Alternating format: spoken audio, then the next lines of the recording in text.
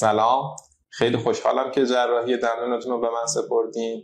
در ادامه توصیه‌هایی بهتون میکنم که مربوط به جراحی دندان عقله. اول باید بدونید که شما بالاخره جراحی انجام دادین، بافت برش خورده، استخوان حذف شده احیانا، حالا و بعد جراحی انجام شده و بخیه شده. این رو باید بدونید که تا 2 روز خونابه ازش بیاد اشکالی نداره. یعنی فرضاً اگه امشب شما خوابیدین فردا صبح بالش خونی بود نباید نگران بشین. در این حد خونریزی کاملا قابل کنترله و هیچ مشکلی پیش نمیاد. مورد بعدی این هست که داروهایی که براتون تجویز میشه رو مرتب استفاده کنید. مسکن رو نذارید وقتی درد شروع شد استفاده کنید. از همون لحظه که دارو رو تهیه میکنید هر 4 ساعت به صورت منظم، چه درد داشته باشید چه نداشته باشید، مسکنتون رو باید استفاده کنید.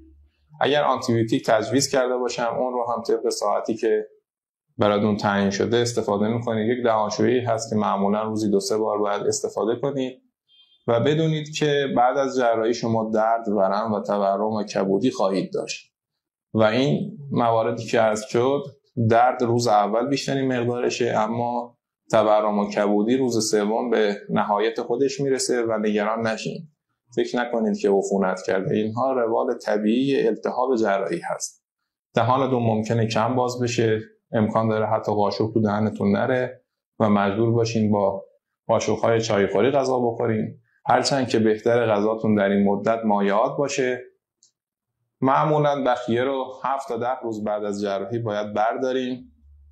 فکر نکنید که اگر هنوز درد داره باید صبر کنید تا بخیه ها رو بعداً بکشید.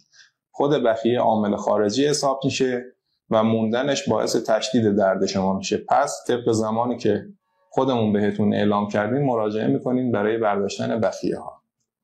مورد دیگه این هست که تا 2 روز اول یا حتی 3 روز اول بعد از جراحی بهتره که از پک یخ استفاده کنین.